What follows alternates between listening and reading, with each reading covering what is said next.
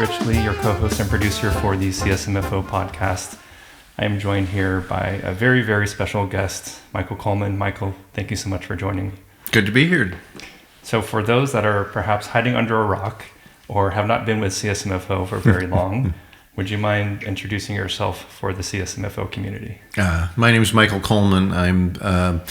My title has been the Fiscal Policy Advisor. I work primarily for the League of California Cities, but also for CSMFO on contract, and try to help people understand the world of city finance that you all are in. So you are currently, and you have been for many years with CSMFO. Can you kind of share what your journey has been? I know you've worked at one of our the conversations I remember when I first joined San Mateo. You told me to go out to the lobby and look at the plaque, and I believe that's where you got your start. Yeah. But you started in there, and if you could walk through the agencies that you had worked for and roles that you had been in, and how did you get from there to consulting with CSMFO and the League? Well, I grew up in San Mateo County, and trying to find my first job out of college, I was trying to go into some sort of public policy arena. I didn't think it was going to be in local government because my father was a city attorney actually in Burlingame. And I thought, well, I didn't want to follow in my father's footsteps. That didn't sound all that great. But I got a summer internship in City of San Mateo. They were just starting off a summer internship that was largely shadowing the city manager, and I just enjoyed that so much. They gave me a few interesting projects. It was a business license tax analysis at the time, so I got immediately into finance.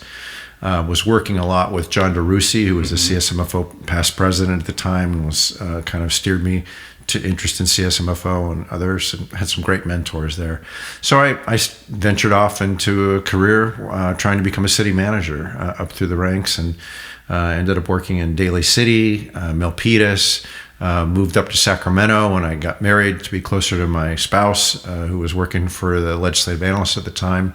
And then fast forward 10 years later, after doing a bunch of gigs with different places, including some consulting stuff, I found myself with 2 kids working trying to do the budget management manager situation in City of Sacramento, and realizing that what I really loved about the job was the teaching and the analysis. And League of Cities was calling me in to become testify in front of the legislature a lot on things. So I was kind of getting tapped by. And Prop 218 came around in 1996, and the League had me on a dog and pony show with a bunch of attorneys running around the state trying to explain what this thing would do to us. And so I realized they needed that capacity for analysis, and that I could just step back and fall into more of a consultant role, which was really needed by the League at the time. And so I was also doing a lot of work for CSMFO, and stepped into that, left City of Sacramento, and gave up my aspirations to become a city manager, and instead fell into more of the teaching kind of role that I do now. Ended up writing a couple of books along with the League and others, and starting up the website as a resource for people, CaliforniaCityFinance.com, all along the way. So that was almost 30 years ago. So I had mentioned that I interviewed Michael Colantuno earlier in the day. Yeah. He also mentioned Prop 218. Yeah. And that he was involved with that as well. So yes. Is that where the two of you had met first? Boy, I'm not sure when I first met Michael. That could be it along the way. There are a handful of attorneys, like there's a handful of analysts and finance people that really thoroughly understand city finance, and particularly things like property tax and everything else. And so Michael is one of those very few top minds, and you have to say that when you look at Michael and what he's done, representing local government interests before the state Supreme Court a number of times, and along with a few other attorneys, have really been so critical in our history of local government finance when it comes to law and everything. I often say this in my presentations.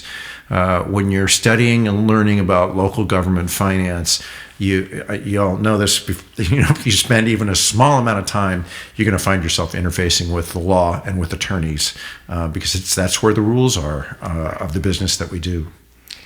You'd mentioned the Revenue Handbook. I know you were, am I right in saying you were the primary author of that you had contributions from other people like Michael Coleman.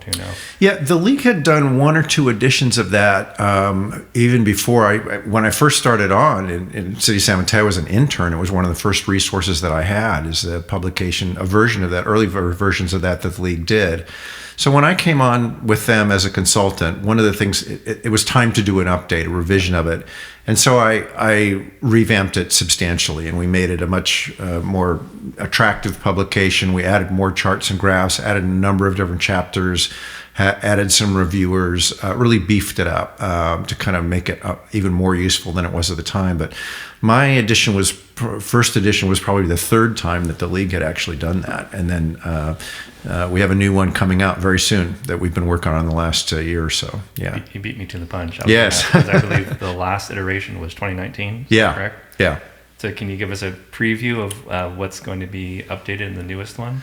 Well, most of the chapters are the same. I don't think we've added any new chapters, but there's some changes in the law, some new court findings, and some things that needed to be kind of edited and updated. The primary change is the charts and tables, which were kind of several years out of date. So we have new, data for the revenue tables and those kinds of things.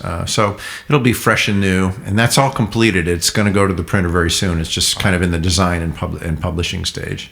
So I'm going to put a plug out there for our CSMFO members that are new to the profession or hiding under a rock. The Revenue Handbook is such a great resource. Yeah. And invaluable. Yeah, every city and every finance director should have one. And I'm not sure what the league is going to do. In the past, we have sent a couple of copies. The league has sent a couple of copies out to every city. Mm-hmm. As a complimentary copy. But this is a publication, and particularly in the last couple of iterations, we were mindful of its value to counties and special districts as well. So there are many, even though there's some things like sales taxes that only apply to counties and cities really, but there are many other sources of revenue that are talked about in there, and things like the GAN limit and stuff like that do apply to other counties and special districts as well. So when you think about your involvement with CSMFO and with the league, what are some of the moments that have been your proudest contributions or your watershed moments if you think back over the last 20, 30 years? Well, I have that little winding road chart that many of you have seen when I talk about the history and the sort of back and forth between taxpayers and government, and also the back and forth between the state government and local government.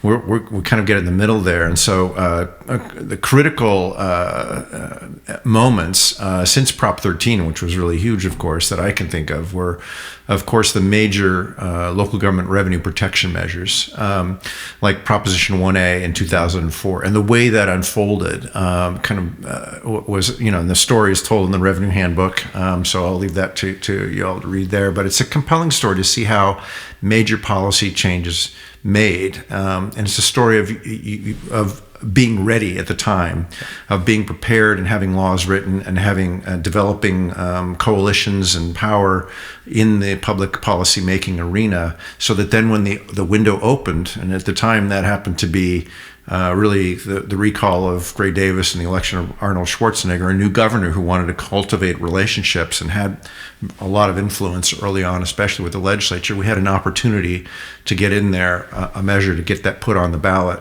which was really outstanding constitutional protection for us. And then we've had to go back in different ways and fill in some of those holes. Obviously, we didn't protect redevelopment enough. So that was a big battle later on. So those were major things. I would also say in 2017, SB 1, the Transportation Funding Bill, was a major, major triumph in the legislature. It wasn't something we all ended up voting on directly, although there was a recall attempt of that Proposition 6, which came in the following year, which failed at the polls. So we kept SB 1 and transportation funding. That was a huge overhaul of a revenue structure for our local streets and roads program that was really vastly needed, and a very difficult thing to pass a major tax like that, and folks are still complaining about it. You can hear them rumbling about it this now, because there's an automatic escalator for that coming up that'll be amounting to 1.5 cents, but that's going to come up in July. So those were major achievements, I think. Yeah. I happened to have a conversation with Carolyn Coleman, no relation, of course. Yeah. It was the City Managers Conference this in February of this year. I think we were both up, a couple hours before the first session. Happened to run into her, and I was able to thank you, Carolyn, for giving me 30 minutes of your time. Yeah. And she talked to me about the SB1 effort, and I didn't know that this was a 10-year effort. Yeah. It took that long to get it to come to fruition. Yeah. And you had talked about it every time I would see you at a presentation, that the inflationary gas tax prior to that just very flat. So just having that inflationary measure to it was substantial for the health of our roads. Yeah. Infrastructure. Yeah, and it means that since then we've had flat or even slightly increasing revenue allocations to local governments because of the way it's structured, and primarily because of those cost adjustments. That's going to be a problem in the coming years. This was a stopgap solution for a certain amount of time, but once again we are laying the groundwork, as it were, with Streets and Roads programs, with a lot of institutions, academic institutions and Caltrans and others really looking into what may be the next form of financing our highways and local streets and roads and everything, because obviously technology and society is changing, and that's the history of this whole thing, which is, I think, kind of interesting when you look at it, is that while the voters want steadiness and predictability in terms of taxes, and we as local governments want steady and predictability in terms of revenues, society and technology change, and they yank the rug out from under all of us. And it means that the system, the laws have to change to kind of keep up with society. And it would be ideal to be able to find a local government tax and revenue system that was dynamic enough just to stay durable and not have to be tinkered with as technology and society changes, but that's just not the case, especially when we try to lock in protections for local government to protect itself from state actions, or for taxpayers to protect themselves from government action. That tends to ossify the situation and make it more difficult for reform. I'm recalling the first meeting of the Revenue Tax Committee this year, and we had, I think it was Avenue, presented an analysis of where gas tax revenues are headed. And I'm just, you can correct me if I'm wrong here, but I think it was by 2030, gas tax revenues are going to decline by about 30% and just continue on that trend. Yeah, I don't think the Caltrans has predicted things, or Department of Finance really is their economists working with Caltrans are the ones that I rely on for the long-term revenues, have gone out that far. But that's potentially the long-term trend. Yeah. Yeah. So they've got to do something. And I did ask the question, and actually during the most recent Revenue Tax Committee meeting, the league was talking about the pilot program that happened in 2017, and then again in 2024, where I believe they were both based on VMT. But I kind of challenged them with the question, like, okay, what is the methodology? And the example I gave them was based on a local leaders event that I attended about a month ago. It was on Google's campus, and they were using case studies of solutions that Google and their team have come up with in collaboration with government. The one I'm thinking of is the New York City Transit Authority. So they spend tens of billions of dollars on this train that would go along their entire system once a year. Its sole purpose was to detect track defects. So they partnered with Google to say, well, can you find an alternate solution to this? So they put Google Pixel phones to a train, and they pressed record. And they took those audio recordings along with the GPS data, and they uploaded it to Gemini. And it detected with 92% accuracy the same defects in the same locations that the train did. Wow. So I said, okay, you're concerned about if people are, the accuracy of VMT, and if people are driving on local roads versus, state highways. What if we were to partner with someone like Google to say, can you help us with this problem that we're trying to solve? And, to be frank, we've been trying to solve it for, a decade plus. Yeah. Can you help us find an alternative solution using technology that you have that we don't? I'm hopeful, because we can talk all day and all night, but at the end, we still don't have a solution.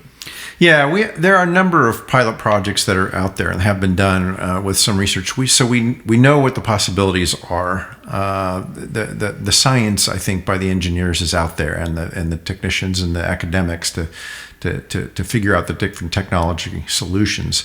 It really becomes a public policy thing. So this is where the art enters in and where the political deal making enters in, because along with doing a vehicle miles traveled kind of thing or demand management kind of thing, you get charged per mile, but it's more in times of peak demand or less than times of others. Some people are going to hate that, and others people are going to be fine with it.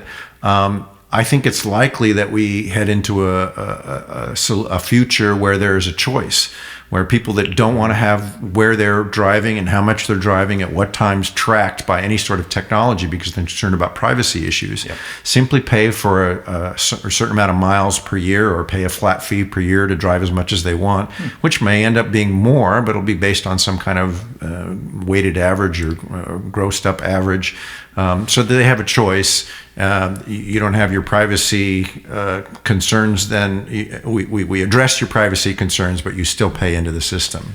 Right. And we've been talking about this. I'm trying to recall exactly when the $100 fee for EVs came around. Yeah, that was with SB1 in 2017, yeah. It was a step in the right direction. As an EV owner, I want to pay more. I want to pay my fair share, is the right statement. But again, it comes down to privacy. I've got an electric vehicle. It has a nav system. Obviously, it's connecting with the GPS system. Yeah. So it knows exactly where I'm going. It already does. How far I'm driving. As a consumer, I'm totally fine. The system knowing where I'm going and how many miles I'm driving on local roads versus state highways. Yeah. But I'm on one end of the spectrum versus others that want to, their privacy. So right. I understand. And we're going over bridges with transponders, and it's all reading who's going where and billing us that way. So it's already happening. Yeah. We another thought that came to mind to put this thing to bed, kind of.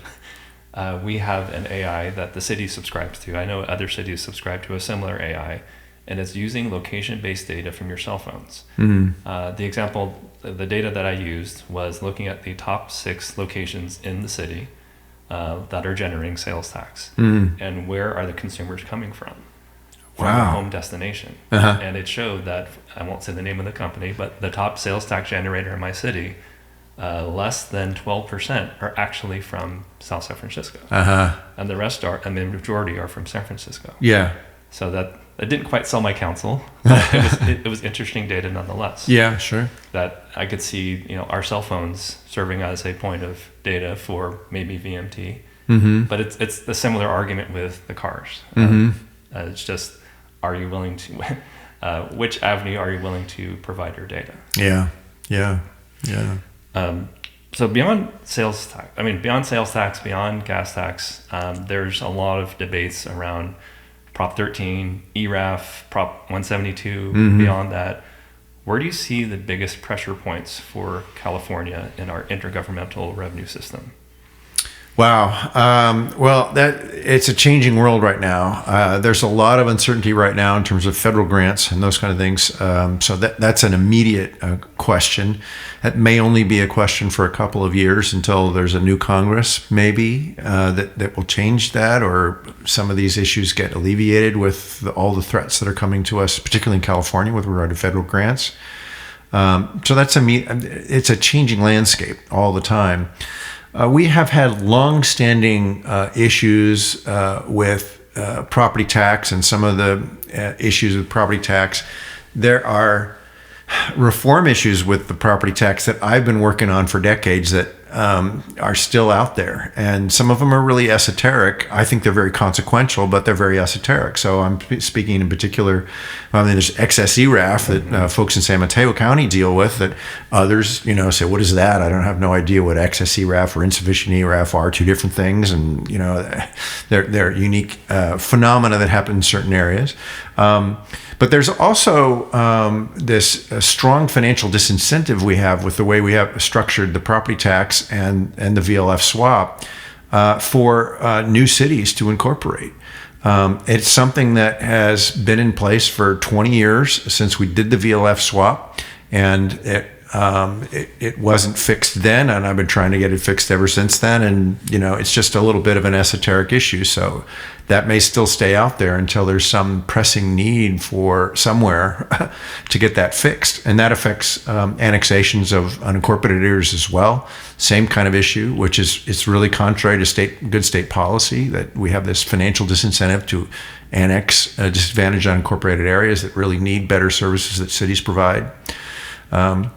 So these are some of the things that are out there. I've sort of given up expecting that or hoping, on those kinds of things, we still talk about those issues, but I'm not banking on those getting fixed necessarily anytime soon. There are a number of areas, of course, and it continues to be a very hot topic of what's going on with the sales tax. There are, to me, very logical, rational ways to fix that and set that up that probably we should have structured from the beginning if we had the foresight to what's going on now, or realize the technology we have now that makes identifying sales tax transactions more easy on the collectors than they used to be. But so the world has changed, and there's an obvious system out there that makes sense to me. Mm-hmm. But the problem is switching from one system to another, even though it makes more sense and is arguably more equitable, and it still means that different cities, different people are affected in different ways. And that unfortunately creates battle lines that become very difficult when we're in the family of CSMFO members or the family of cities or with the League of California Cities, because the same city manager can be in one city and say, this makes absolute perfect policy sense. I can see how this is better for everybody. And then that same city manager then looks at the potential impacts on his budgets and says, is it good for our city or is it bad for our city? And so then where's their policy position? Is it based on what their self-interest of their particular city is, or can they take a policy position that's good for everybody and all involved? And we can sit and say, ideally, well, everybody should think about what's good for everybody, right? We live in a community of members, and that city manager may be working for another city later on, or a finance director, right? And have a different view of things. But when you're working for a particular entity, it's hard not to be most mindful of how it's going to protect your particular entity and your particular community. And so it's very difficult to make these policy changes when we're affected in different ways. I want to go back to one of the first questions to give you and the league credit. We talked about kind of achievements and watershed moments. You mentioned annexation and the VLF. You did, I believe you did the analysis, and the league went to bat for Jurupa Valley. There were 4 cities, right?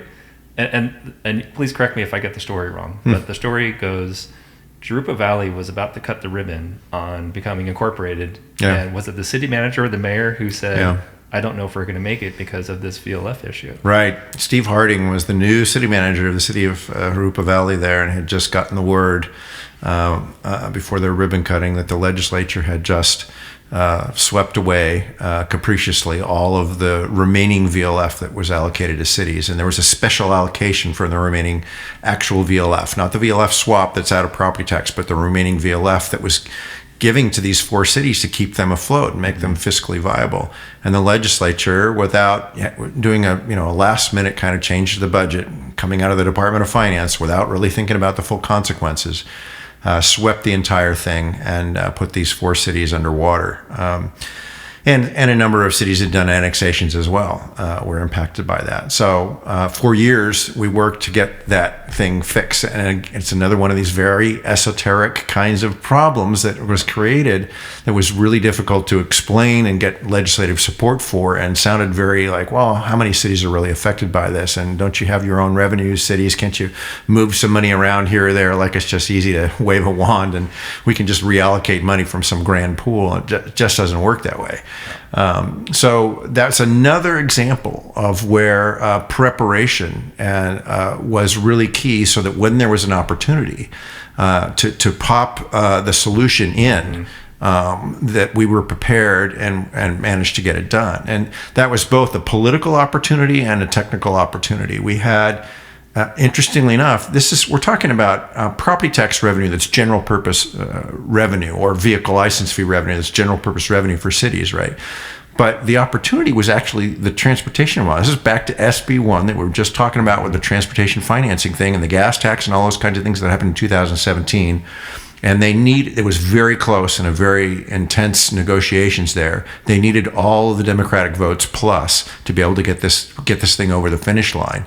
And there were legislators there in the Inland Empire, in Riverside County, that were in this area of these four cities that said, this is an opportunity to finally fix the problem with these cities and insist that this get fixed in this bill. And it's not necessarily clearly a transportation thing, but we are talking about fixing a VLF thing, so they could kind of draw the connections there. So those legislators made their votes contingent upon fixing that problem. Mm-hmm. And that was the opportunity. And that couldn't have happened if we weren't prepared as in cities with the language and with the technical fix of here's how to do it to fix those cities, the problem for those cities. Now, unfortunately, that fixed the problem for those four cities. It didn't fix the grander problem for any new city that comes along.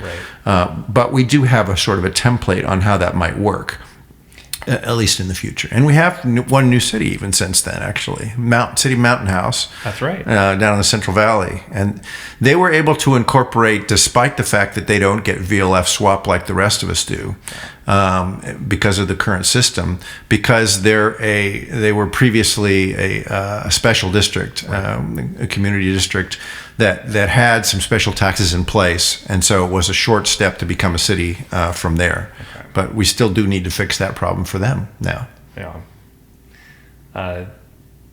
One more thing in the past, and it's significant, and you mentioned Prop 1A. Mm-hmm. So Prop 1A, until now, is the only time that CSMFO has actually contributed money towards a PAC. Oh, I didn't know that. Wow. So 21 years ago, CSMFO contributed $50,000 towards that effort. Wow. And so that just, to your point, the protection of local revenues was that important. Yeah. That we were able to get our members on the board to contribute a significant sum of money. Huge. Yeah. You mentioned kind of monitoring where the federal government goes and the risk of losing federal grants. How are these federal policies like ARPA, tariff impacts? I believe you have a webinar either coming or you just did it. That is, how are those reshaping local finances in California? Well, it's such a moving target, and it's quite needless to say, it's hard to know what the policy really is, because things are said by the president, and then that's not what really ends up happening.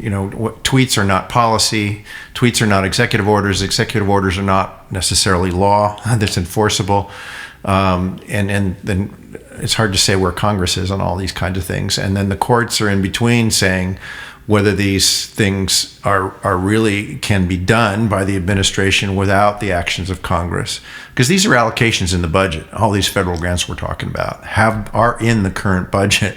And they're talking, the administration is trying to claw back some of these kind of things or take them out going forward. And many of the court cases seem to be finding, this is getting into Michael Colantuno lawyer land here, but the court cases seem to be ruling in favor that the administration on its own doesn't have the authority to simply cancel an appropriation that's been put into the budget by Congress. Needless to say, though, we have new budget negotiations coming up. A lot of these things are at risk in the current big budget bill that's at hand. So it's a very turbulent landscape and really hard to know where things are going to be. And things are at risk that I wouldn't have guessed would be at risk. Community-oriented policing grants, you would think that law enforcement grants would be pretty sacrosanct when it comes to, the politics of it. Right. But no, those are at risk too. Everything, I think, is on the table now. And so we will see how things shake out. One of our neighboring agencies, CETA Pacifica, they had $50 million in a BRIC grant that has evaporated. Mm-hmm. That was meant to address sea level rise. So that was a substantial loss for them. Yeah. It's very troubling. Yeah. Speaking of troubling, wanted to talk about their growing cost of pensions and OPEB. I do recall having a conversation with you during one of your courses about, especially during when the federal funds rate was quite low, would have been tempting for agencies who were perhaps in dire straits to consider issuing pension obligation bonds. And I remember someone had asked the question of you during a session, and I'm paraphrasing, and you can correct me, steer me in the right direction, but be very careful about issuing pension obligation bonds. Yeah. It's not something to go into lightly. It's sure, that arbitrage maybe look attractive, but who's to say how CalPERS is going to perform in the future? Yeah. I've always been strongly cautionary, and perhaps leaning a little more into the cautionary tone than I feel more at the center. And that is in part to sort of counter the sales pitches you get from a lot of our friends, vendors at these conferences. But what I've seen and what you all have seen who've talked to each other around, though people don't want to talk about some of their worst nightmares as finance directors. There are finance directors out there who've had some horrible nightmares and experiences with pension obligation bonds that have come back to haunt them and have been contributors. If you look at cities that have gotten near or bankruptcy or insolvency, pension obligation bonds is not the only reason by any means. It's always multiple reasons, but many times it's one of the big things that comes into play. Just bad timing and bad advice. Yeah. So my more moderated stance is never say never. I mean, there's an appropriate time, and obviously some folks have done very well by these kinds of financing, and it's really worked. But their timing has been right, and so you have to. It's a higher risk kind of a move, and you have to get good quality objective advice to make sure that you don't want to be the person down the road who's having to see that as a dark spot in your career. I always say that having failures is one of the best ways we grow and learn, but I still wouldn't wish that on anybody. You mentioned earlier CaliforniaCityFinance.com, and I'd say it's on the same orders of magnitude of the Revenue Handbook in terms of such a great resource for members. I often have gone back to it to say to refresh my memory on things like the triple flip, because it was so long ago, but it's relevant because it kind of shows the playbook of the state. Yeah. How are they going to balance their budget? Can you just kind of share, again, for our members who are hiding under a rock, what are some of the data and analytics that they could find there?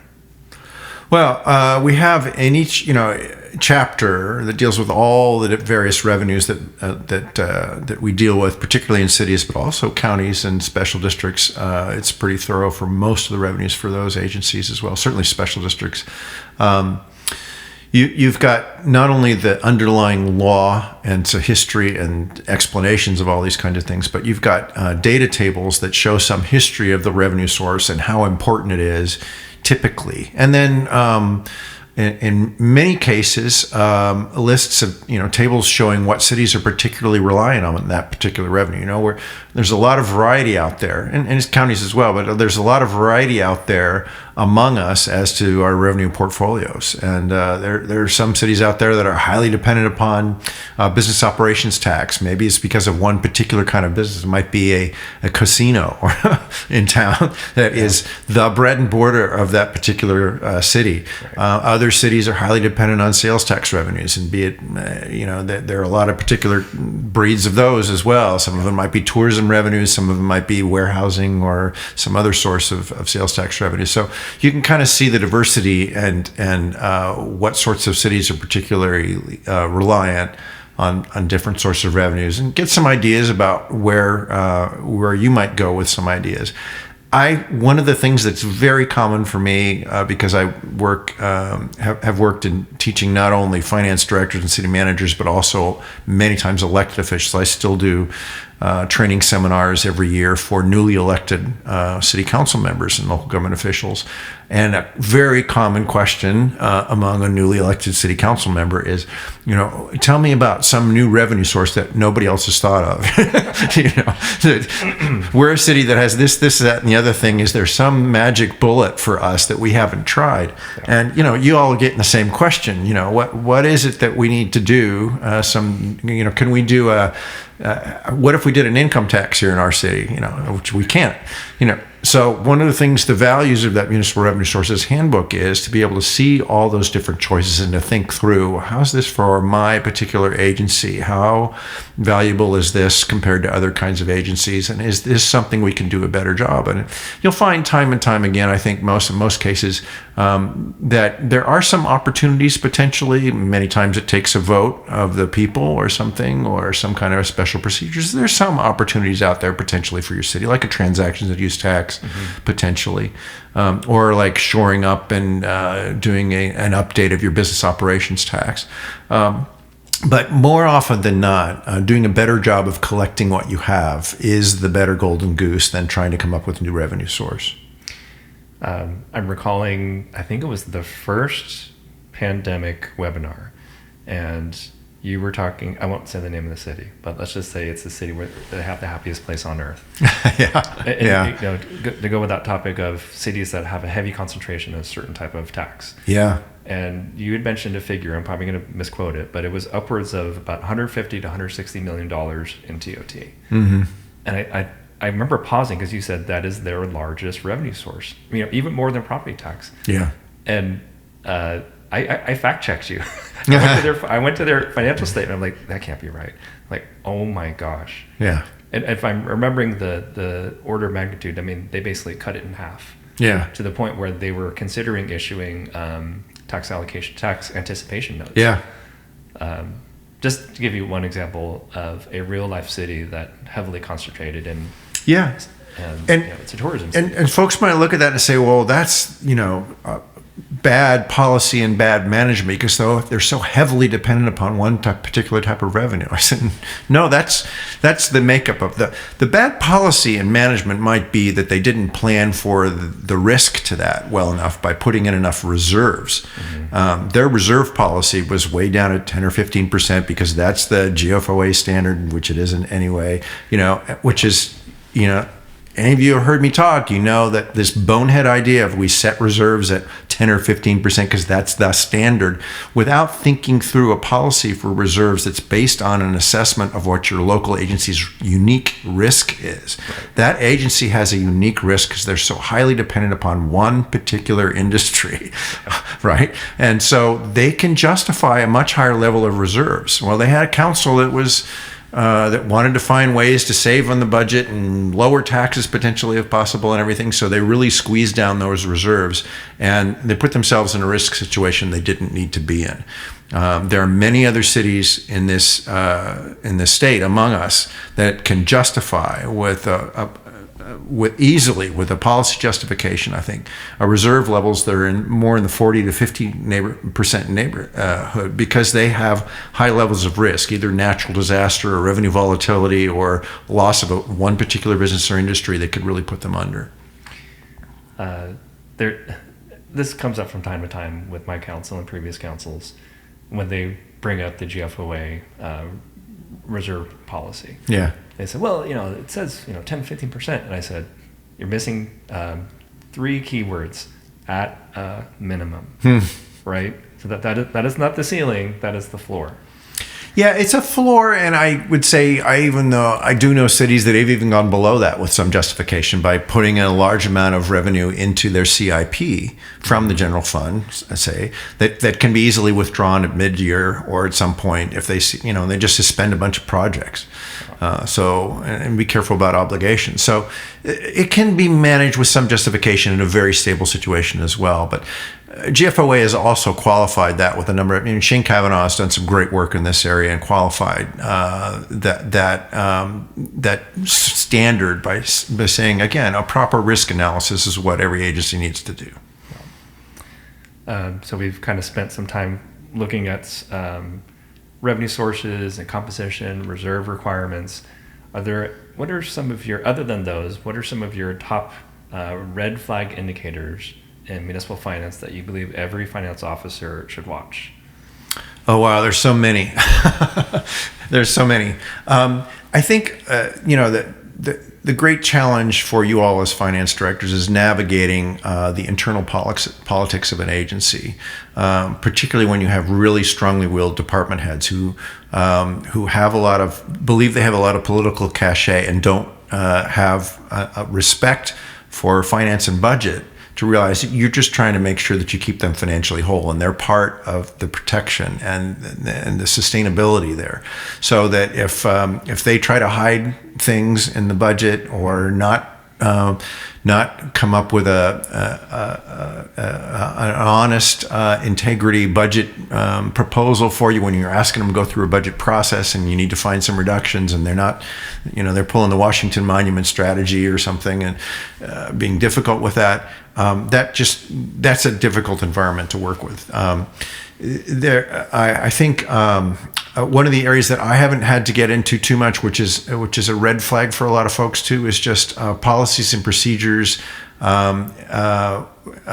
with regard to cash handling and ethics and those kinds of things that are just so critical and can be. I've seen some great finance directors really get undermined by ethics issues with one person in their department or something else. So you solve or you try to mitigate those kinds of problems by having good policies in place and having some oversight to make sure that your procedures are structured to try to prevent fraud and those kind of things. So those are some of the key aspects.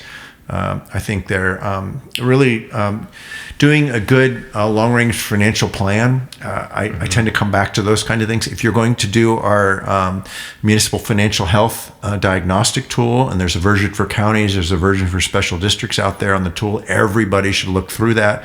Whether this is something that you do as a report to take to council or your manager or not, if you as a finance director should take the time internally to look through and do that. And if you're going to do it well, you're going to need to do have a financial plan that is not just straight lining revenue projections or expenditures into the future, but really thinking about what's going on in your community with the future of these kinds of things. What elements here are sustainable? Where are the red flags? Do I have policies in place? And walking through that municipal financial health diagnostic will help you do that. And you may need to get some outside help to do a really good quality long-term financial plan, and it's worth the money to get some good long-term financial planning done. I remember a conversation you and I had a decade ago, and we were talking about my 5-year forecast. And I told you that at that time I was meeting on a quarterly basis with the planning division, looking at what developments were entitled, when we anticipated they were going to go into construction, and when they were going to get their certificate of occupancy, and when they would go on the property tax roll. And you looked me straight in the eye and you go, I'd caution you against doing something like that. And especially right now, boy, is that that's not a strategy I would use today. Because if you looked at what developments are entitled, it's throw a couple of chicken bones in the air, when is that actually going to come to fruition? Yeah. Because the financial markets, the pro formas just don't pencil out right now. But I appreciated the insight because that definitely changed the way I thought about how I forecast. Yeah. Speaking of outlook, if you think over the next 3 to 5 years, what are some major financial challenges and opportunities that our members are going to see over the short horizon of about 5 years? Well, there are critical windows in the area of transportation financing that we've been talking about, because we're starting to really see the peaking of revenues and the downturn that's going to come over the next 5 years in our revenue allocations. I don't know that they're going to be 30% downturn, but they're going to start to decline. So that's one critical thing. Look for some major reforms to happen there. Sales tax is very critical to us. There is a important, more and more of us are looking at transactions and use taxes, the add-on sales taxes. That is the best. A general purpose transaction and use tax is the best alternative. And you can see that by the number of folks who are flocking to it. If you really need an additional revenue source, so that's a critical one. so those are really critical. And pensions and OPEB is just going to continue to be an issue. We're seeing some relief, I think, with PEPRA really starting to take hold and help out in a lot of agencies. But managing these issues and managing expectations from labor, quite frankly, at the bargaining table, because we need to be at the bargaining table realistic and help folks that are on all sides of that bargaining table understand the real picture of what is going on with the finances of the agency. And that's not an easy thing. Communicating and helping folks, not just the taxpayers and the businesses in your community, but labor as well, understanding the real picture of your agency means that we need to become good communicators. We need to help people understand and get out of our sort of wizard roles and accountant, roles buried in the numbers that frankly a lot of these folks get alienated from, because they don't really they think that we're off on our ivory towers and can't communicate with them. It's critical that they understand and buy into the reality of our financial situations if we're going to have success in the long run. It's one of the reasons for at least 3 or 4 years, and maybe take this as a nod of tip of the hat. I taught a municipal finance 101 course for San Mateo County. Yeah. That was one of my interests, was there are going to be professionals in the community that they don't understand municipal finance. Yeah. And can I convey and communicate this in a way that they are going to understand? Because it is important. Otherwise, you're right. They're not going to be able to grasp the complexities. But if I'm able to convey it in a way that is accessible. I was telling Michael Coleman, I'll of course start with property tax, and I show this clip from a movie, and I ask them, do you recognize the person who's doing a cameo? So I'll tell you, it was Howard Jarvis. Yeah. And do you remember what movie he... Airplane. Wow, you were like, I usually only 1% of people can say what where he did a cameo. Yeah. He's at the airport and there's some frustration about parking or something. Right. Yeah. So one more question for you is, you've authored key guides and primers over decades. What is one question or issue you'd like to see more municipal finance officers ask themselves or their peers, and why? What's a key question I'd like to see more folks ask themselves? Or their peers.